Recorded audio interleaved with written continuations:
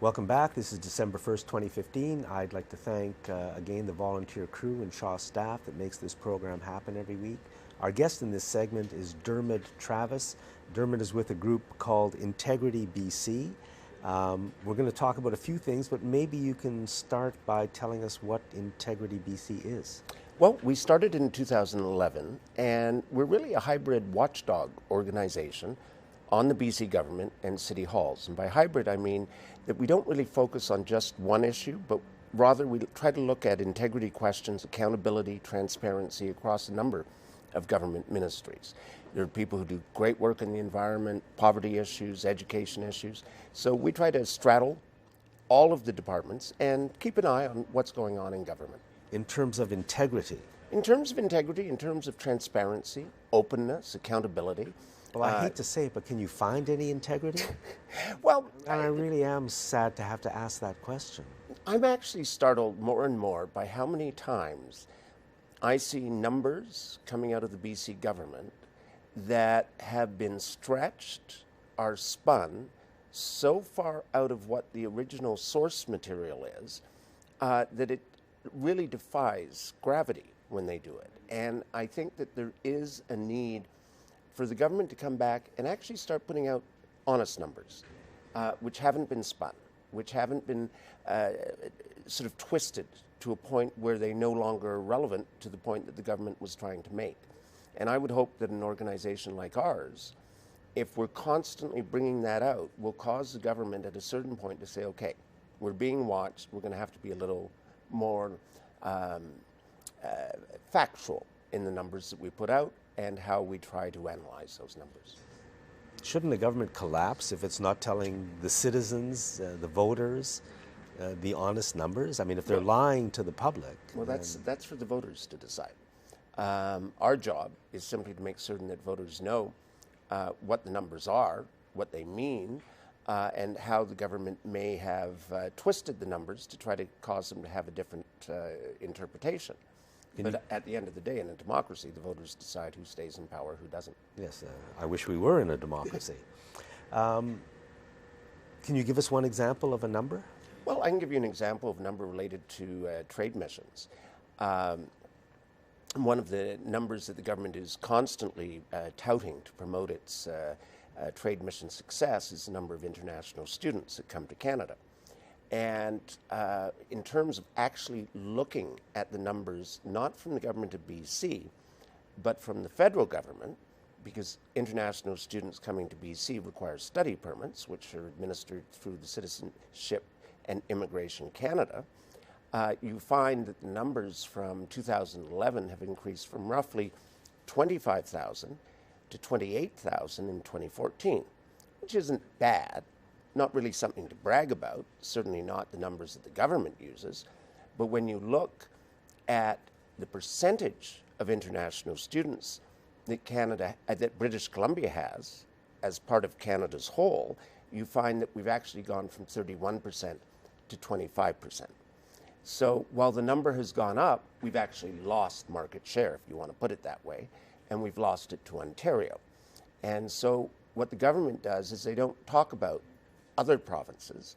They talk about BC. They focus on the increase, but not the share.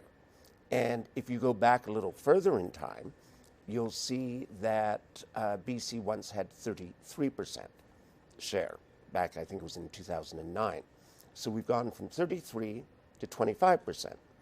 The government touts the big gain in trade exports to China.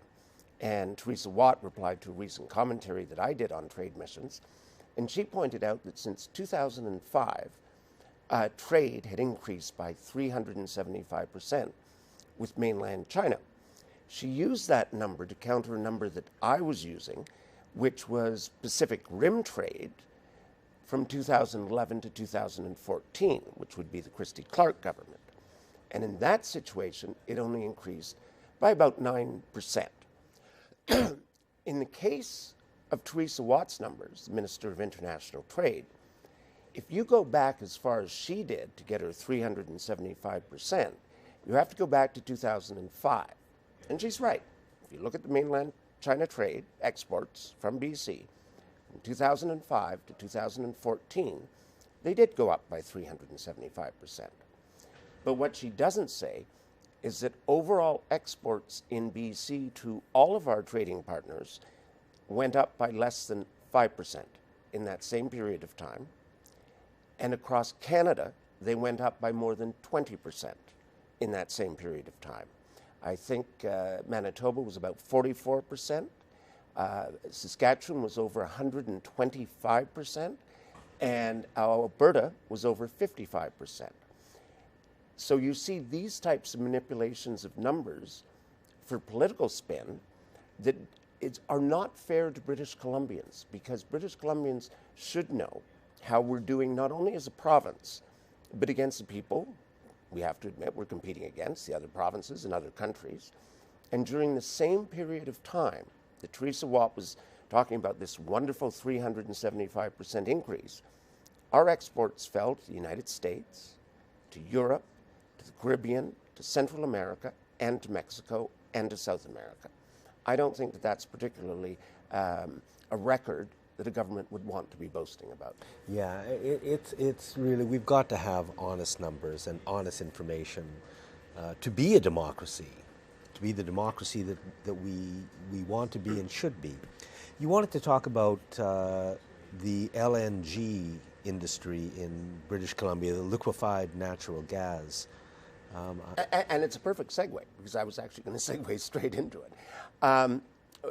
We were sold as voters in British Columbia on the idea of a $100 billion prosperity fund, if you remember back in 2013 before the election. We were supposed to have an LNG plant operating this year. Now, if you look at our other LNG producers in the world, and this is something, again, the government doesn't do, you see in Australia that Chevron Australia this month announced layoffs at its LNG plants in Australia. Chevron Canada is a major player in BC's LNG, overpromised, underdelivered industry. But what was more startling in looking at the Australia numbers was the fact that Chevron Australia has been ordered to pay more than $300 million in taxes to the government of Australia for a tax avoidance scheme that Chevron has put into place, where they loan money to their subsidiaries at inflated rates in order to declare the profits in another jurisdiction. Right. In this particular case... Commonplace. But what's remarkable about it is that last year, that represented $1.7 billion, Australian dollars, in terms of profits on interest charges from Chevron Australia's LNG plant that were not declared in Australia. And in the first examination, it looked like they had paid $248 in taxes on that profit in Australia. It turns out they paid nothing on that tax in Australia or in the offshore tax haven where they were declaring it. So hundreds of millions of dollars. Hundreds of millions of dollars have been lost. Tax-free. They've been ordered by Australia to to pay it. What's more remarkable, when you think about it, $1.7 billion in Australia that they didn't pay a penny in taxes on, and yet they have more than $110,000 to donate to the BC Liberal Party. And when you see a company making six-figure donations that is going out of its way to avoid taxes and creating tax avoidance schemes, and you see them in most of the P3s that have gone on in BC, public-private partnerships, who have also made incredible donations to the BC Liberal Party, you begin to ask yourself who the government is really working for. Well, if you ask that question, you have to say the government is working for corporate Canada and for the corporate world, because it's certainly not working for the people of the province. And I think when you look at the LNG industry in BC, you have Petronas, which is part of the Pacific Northwest LNG project. Petronas is a Crown corporation, in Malaysia, you have the Prime Minister of Malaysia currently under investigation for corruption for $700 billion that disappeared from one state crown corporation and somehow ended up in his personal bank accounts. You have the owner of wood fiber LNG, Sukanto Tanoto, who is a billionaire from Indonesia, who was recently fined more than $300 million also for tax avoidance. You will also find that Mr. Tanoto has an environmental record in Indonesia that is threatening the orangutan population and also putting the entire environment at risk through a very reckless practice that his company and other companies do, which is to burn down peatland and trees that they can't harvest for their own personal needs. And they've put Indonesia into a situation where it is now one of the worst emitters of carbon dioxide into the atmosphere. Indonesia is being destroyed, and again, it's kept completely silent. And I just like to say about LNG, I just thank goodness that we don't have LNG much in this province. We've got some. It is the most poisonous industry. Why Christy Clark would even want to bring a poisonous, water-destructive, land-destructive, people-poisoning industry to this province, and what's wrong with her? But we're out of time.